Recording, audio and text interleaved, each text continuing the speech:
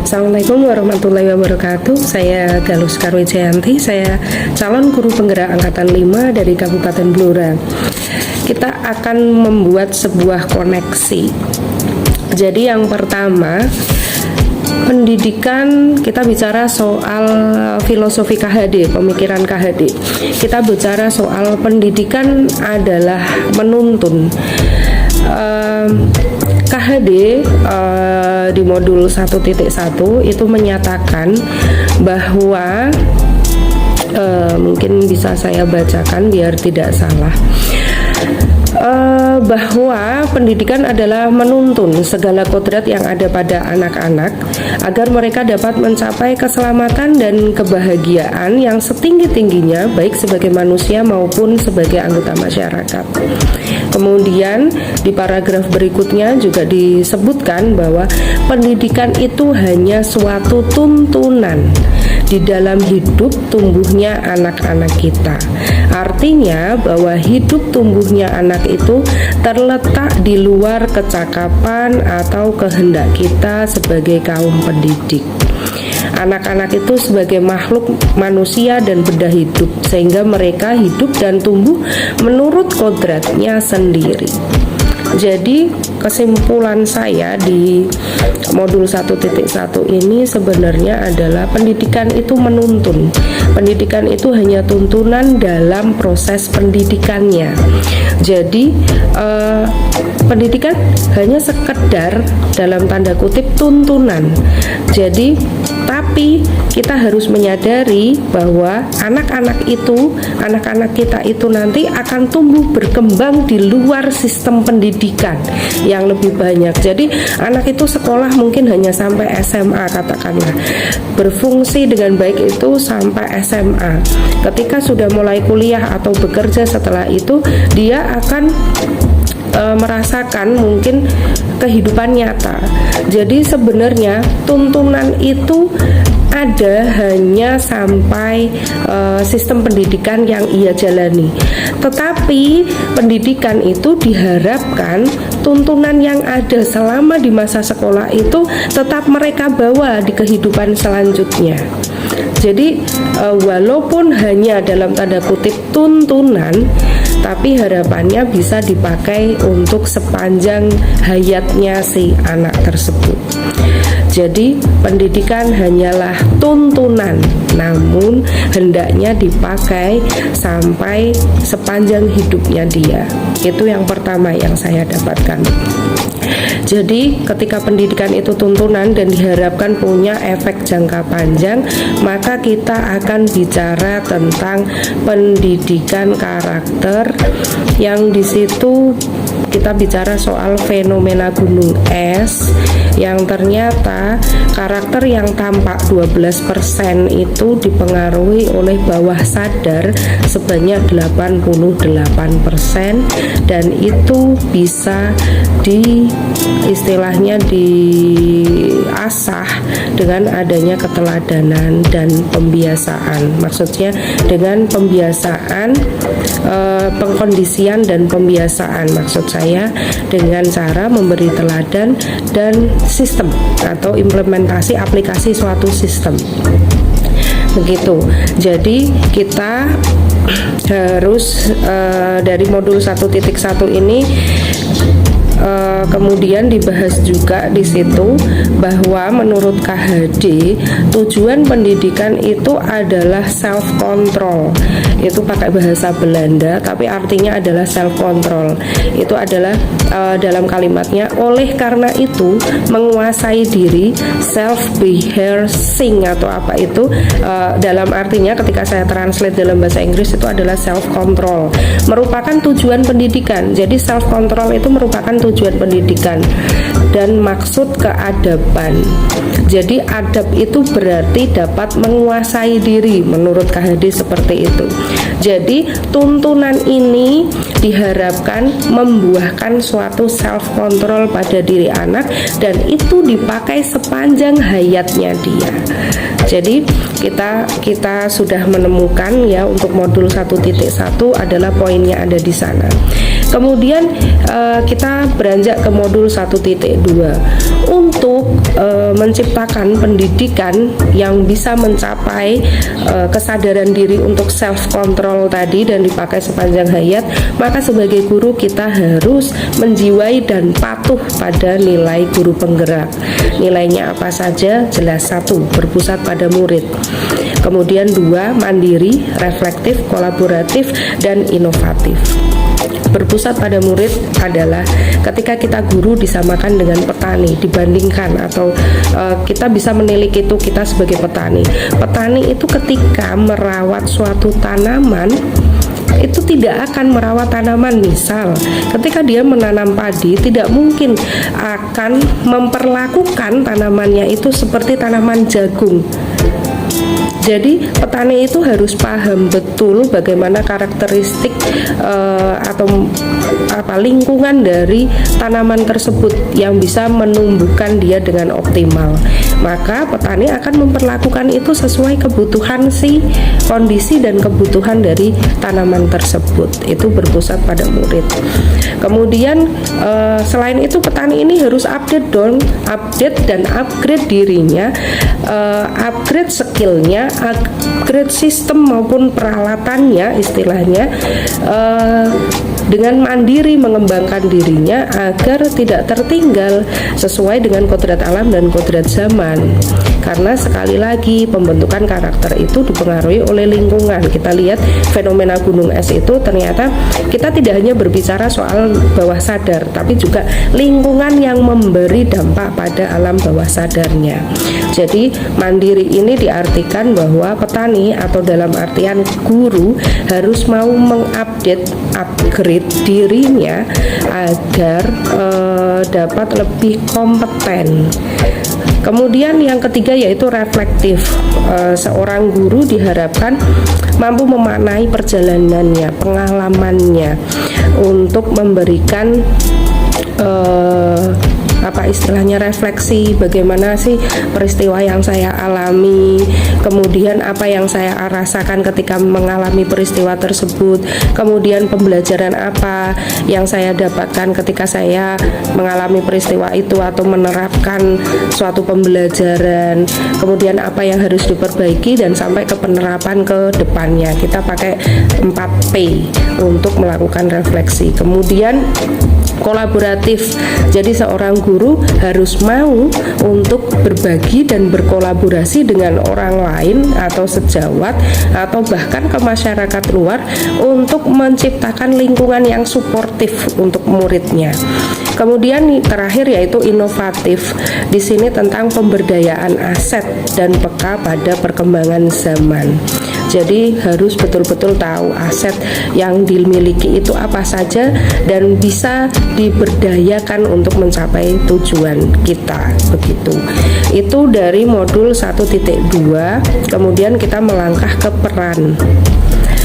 Dari perannya itu sendiri, maka peran dari guru itu dari mulai pemimpin pembelajaran, coach untuk guru yang lain, mendorong kolaborasi, mewujudkan kepemimpinan murid, dan menggerakkan komunitas praktisi. Jelas ini dibutuhkan untuk menyelenggarakan sistem pendidikan yang support pada pencapaian tujuan untuk mencapai self control tadi. Jadi tadi yang disampaikan di modul 1.1 adalah tujuan pendidikan itu pada self control dan manusia merdeka yang berdaya untuk memilih, bertanggung jawab pada pilihannya. Jadi manusia merdeka itu berdaya untuk memilih dan termotivasi secara intrinsik. Dan kita masuk ke profil pelajar Pancasila. Jadi self controlnya ini seperti apa sih? Apakah ketika self control, oh saya pengen makan ayam, tapi saya mengendalikan diri untuk tidak makan ayam, tapi saya lebih milih makan sayuran misalkan. Poin yang digunakan sebagai pengikat self control itu apa? Nah, kita masuk pada profil pelajar Pancasila. Jadi maksudnya di situ adalah self control dan manusia merdeka di situ adalah pada profil pelajar Pancasila. Jadi generasi ini atau murid-murid yang kita didik ini diharapkan mampu menguasai dirinya, self control, menjadi manusia yang merdeka berdasarkan nilai profil pelajar Pancasila, di mana dia harus punya akhlak mulia pada Tuhan, pada dirinya sendiri. Misalkan ketika dia bisa menjaga dirinya sendiri, apa sih yang saya butuhkan, makanan apa yang saya butuhkan, saya butuh olahraga atau tidak, dia bisa self control untuk itu. Miras bagus enggak untuk saya, dia paham tentang itu, dan dia bisa mengendalikan diri ketika ada pada lingkungan misalkan yang mendorong dia untuk ketergantungan narkoba, misal pakai narkoba atau ke miras. Itu dia bisa tahu, dia sadar diri karena dia punya akhlak mulia pada dirinya sendiri, maka dia sadar, oh itu tidak bagus untuk saya, maka saya tidak akan mencobanya. Disitulah maksudnya. Jadi self control dan manusia merdeka itu dijiwai oleh profil pelajar Pancasila. Jadi manusia merdeka adalah ketika dia bebas berdaya untuk memilih yang bertanggung jawab, dan semua perilaku yang dia lakukan itu berdasarkan semua perilaku yang dia lakukan yang positif itu berdasarkan motivasi intrinsik internalnya, bukan karena takut dihukum, bukan karena ingin mendapatkan pujian, juga bukan karena kehilangan kenyamanan. Jadi begitu. Jadi betul-betul motivasi pribadi intrinsiknya. Itu kita sudah di modul 1.2. Kemudian kita ke modul 1.3, itu tentang mewujudkan visi dan prakarsa perubahan berdasarkan inquiry apresiatif. Kita kembali ke fenomena gunung es tadi, tentang pendidikan karakter, tentang pendidikan penguatan profil pelajar Pancasila. Itu dipengaruhi oleh 88% bawah sadar, dan itu bisa dilakukan dengan pengkondisian dan pembiasaan. Jadi mewujudkan karakter yang baik, yang positif itu bisa melalui pengkondisian dan pembiasaan. Caranya adalah, operasionalnya adalah dengan memberikan keteladanan dan sistem. Nah, disinilah inquiry apresiatif ini berperan, karena keteladanan dan sistem ini membutuhkan lingkungan. Jadi kita betul-betul membutuhkan intervensi lingkungan. Nah, disinilah inquiry apresiatif ini berperan. Jadi bagaimana seorang guru harus membuat visi pribadinya. Mau jadi guru yang seperti apa? Mau jadi guru yang mewujudkan murid seperti apa? Kemudian prakarsa perubahannya apa? Kita harus menurunkan visi itu dalam prakarsa perubahan sampai ke tindakan kecil, langkah kecil yang kita bisa lakukan secara langsung. Nah, disitulah untuk membentuk istilahnya membentuk lingkungan keteladanan dan sistem yang fokusnya pada pembentukan 1.4 modul tentang budaya positif. Jadi inquiry apresiatif itu bagaimana kita melihat aset yang kita punyai, asetnya apa saja di sekolah atau aset pribadi kita, aset kelas kita apa, untuk membuat budaya positif. Bagaimana caranya membentuk budaya positif itu? Dengan disiplin positif. Disiplin positif fokusnya pada motivasi intrinsik dengan membentuk keyakinan di kelas ataupun di sekolah. Keyakinan itu nilai abstrak kebajikan universal yang kita yakini. Dan bagaimana cara membentuknya? Membentuknya otomatis harus melibatkan murid. Jadi semua murid harus dilibatkan untuk membentuk keyakinan kelas atau keyakinan sekolah. Dan kita tidak lagi memakai hukuman, tidak lagi memakai konsekuensi, dan bahkan penghargaan. Kemudian fokus pada nilai kebajikan yang dijadikan keyakinan dan memakai restitusi, bukan lagi hukuman atau penghargaan atau konsekuensi, tapi restitusi dengan tahapan menstabilkan identitas, bahwa melakukan kesalahan itu wajar. Kemudian yang kedua yaitu validasi tindakan, ya meskipun salah harus ada yang diperbaiki sesuai keyakinan yang kita tetapkan dalam kelas atau di sekolah. bawah, kemudian menanyakan keyakinan. Jadi sudah tidak lagi memakai konsekuensi hukuman ataupun penghargaan. Begitu untuk restitusinya. Kemudian jadi mungkin sudah nampak kan korelasi materi, koneksi antar materi dari mulai pendidikan dan tujuannya di Ki Hajar Dewantara di modul 1.1 sampai pada dengan mengaplikasikan, untuk mewujudkan tujuan itu adalah mengaplikasikan nilai dan peran. Kemudian di 1.3 kita manajemen dalam berperan serta mengimplementasikan nilai guru penggerak menggunakan IA atau inquiry apresiatif yang berpusat pada aset. Kemudian apa sih endingnya? Endingnya adalah pembentukan budaya positif. Seperti tadi, kembali ke modul 1.1, budaya positif itu dengan disiplin positif dan restitusi gunanya adalah untuk membentuk self control dan manusia merdeka menurut Ki Hajar Dewantara yang dijiwai oleh profil pelajar Pancasila. Begitu, itu menurut saya, pemikiran saya begitu koneksi antar materi. Disiplin positif itu ketika kita sudah kita fokus pada peningkatan motivasi intrinsik, kemudian tidak memakai hukuman, tidak memakai konsekuensi ataupun penghargaan lagi. Kemudian kita menggunakan restitusi ketika ada pelanggaran keyakinan. Kemudian teori kontrol yang saya pahami di situ adalah yang bisa mengontrol diri kita adalah diri kita sendiri. Kita dapat mengontrol diri kita dan itu butuh latihan. Kemudian teori motivasi ini lebih pada motivasinya berperilaku manusia itu apa sih? Ada yang karena menghindari hukuman, ada yang karena menghindari ketidaknyamanan, atau ada juga yang karena ingin mendapatkan penghargaan. Ya, itu motivasi perilaku manusia. Nah, yang paling utama adalah motivasi intrinsik atau motivasi dari dalam dirinya sendiri, bukan karena hukuman dari luar, bukan karena penghargaan dari luar. Kemudian hukuman dan penghargaan sudah di situ ya. Kemudian hukuman dan penghargaan itu sama bahayanya. Jadi sama-sama menimbulkan dampak perubahannya tidak jangka panjang atau tidak awet.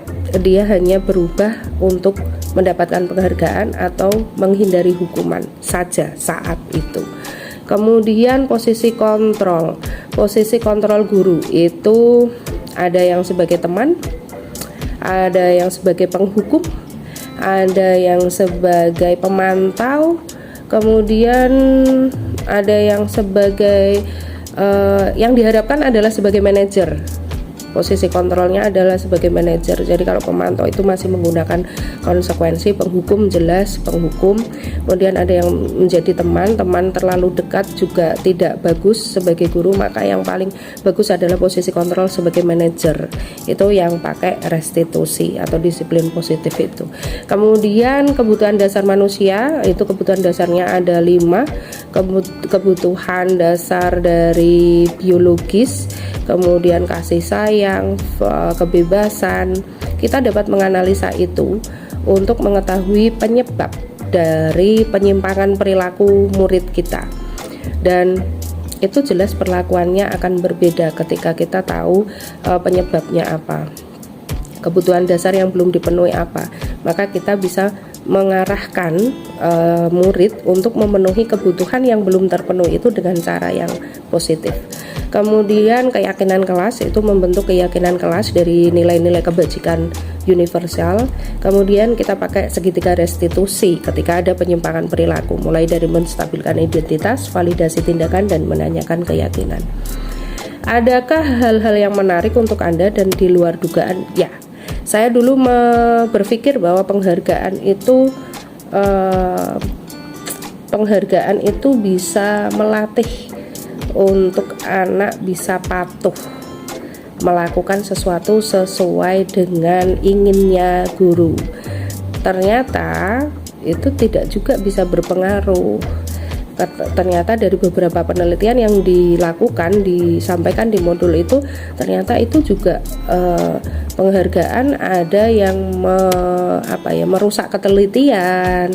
Jadi anak jadi ngawur, maksudnya nggak teliti ketika mengerjakan sesuatu dan sebagainya. Jadi motivasinya eksternal, ekstrinsik. Jadi motivasi itu ekstrinsik, eksternal. Jadi justru akan merusak, sama halnya dengan hukuman. Itu yang baru saya sadari dan saya tahu. Tadinya saya membentuk peraturan, dan gara-gara saya membaca modul ini saya membentuk keyakinan. Pengalaman seperti apakah yang pernah Anda alami?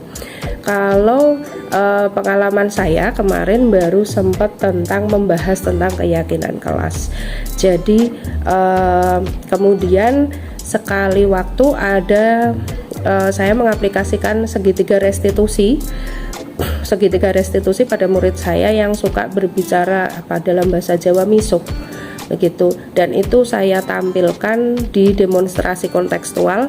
Cuman mungkin karena yang demonstrasi kontekstual itu sudah ada skripnya ya, jadi karena pada saat kejadian itu belum terdokumentasi, jadi saya mengulangi lagi, namun dengan siswa yang sama, dengan murid yang sama, tapi dengan menggunakan skrip. Itu sudah cuman karena pengalaman saya sih karena belum terbiasa, jadi kita harus masih meraba-raba menstabilkan identitas yang mana, validasi tindakan yang mana. Jadi memang butuh jam terbang untuk melakukan itu. Kemudian bagaimanakah perasaan Anda ketika mengalami hal-hal tersebut? Agak kikuk. Perasaan saya agak kikuk dan ya agak khawatir kalau salah begitu. Kemudian menurut Anda terkait pengalaman dalam penerapan konsep-konsep tersebut, hal apa sajakah yang sudah baik? Adakah yang perlu diperbaiki? Saya merasa belum baik. Saya harus butuh belajar lagi mengenai teorinya. Kemudian saya butuh persiapan lebih matang ketika membentuk keyakinan kelas. Dan ini belum ada proses pendalaman keyakinan kelas, karena saya guru BK, jadi tidak ada waktu khusus untuk masuk kelas. Jadi mungkin itu yang harus saya perbaiki adalah dalam tanda kutip meminta jam di kelas. Kalau sebelumnya saya sebagai pemantau, karena saya lebih cenderung pada konsekuensi pemakaiannya, perasaan saya saat itu I have a professional relationship. Jadi saya benar-benar posisinya adalah posisi profesional sekali. Jadi tidak kedekatan dengan murid mungkin hanya berapa persen saja, sedikit. Kemudian perasaan saya saat itu straight, benar-benar lurus. Kamu konsekuensi kan biasanya mereka milih sendiri, dan saya hanya menunggui itu. Dan yang repot adalah pada pencatatan. Jadi saya kalau pemantau itu kan harus konsisten pada pencatatan. Nah itu yang agak kesulitan, karena kan kita tidak mendampingi terus murid itu. Jadi kita nggak tahu sebenarnya mungkin dia terlambat berapa kali, atau dia misuh atau berbicara kotor berapa kali. Kita tidak bisa memantau itu. Perasaan saya tidak terlalu puas dengan kondisi tersebut sebenarnya. Jadi memang perlu perbaikan. Dan setelah mempelajari modul itu, maka saya fokusnya pada posisi manajer. Apa yang saya rasakan sepertinya lebih ringan untuk melaksanakan itu. Jadi tidak seperti pemantau yang harus mencatat dan jelimet, harus tanya ke sana ke sini. Jadi lebih pada ketika terjadi pelanggaran, oke, kita diskusi menggunakan segitiga restitusi.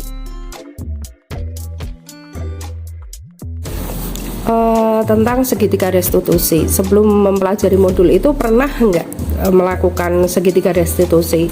Secara lengkap belum pernah, tapi ada satu tahap yang biasanya sering sekali saya lakukan, yaitu menstabilkan identitas. Meski mungkin secara pernyataan atau kalimat yang saya keluarkan tidak straight seperti contoh di modul, tidak sama begitu, tapi intinya di situ adalah saya sendiri berpikir bahwa seseorang atau murid itu berhak untuk melakukan kesalahan, karena kalau tidak dia nggak akan pernah memperbaiki dirinya. Jadi itu adalah hal yang wajar, kesalahan itu adalah hal yang wajar. Biasanya akan saya sampaikan begitu, salah itu wajar, tapi akan ada momen atau harus ada untuk momen untuk memperbaiki diri. Biasanya akan saya sampaikan begitu. Karena yang dipelajari dalam bimbingan konseling, seorang guru BK itu harus menerima konselingnya seutuhnya, termasuk menerima kesalahan yang ia lakukan. Sebenarnya saya masih berpikir jadi tentang penghargaan itu, karena dalam yang saya pelajari terkait penghargaan ini, karena saya behavior banget mungkin ya, dan terkait dengan penghargaan adalah ketika kita nggak apa-apa memberikan penghargaan, tapi kita harus sadar kapan penghargaan itu harus mulai dikurangi bahkan dihilangkan begitu. Tapi itu yang mungkin harus saya pelajari lagi tentang sistem penghargaan.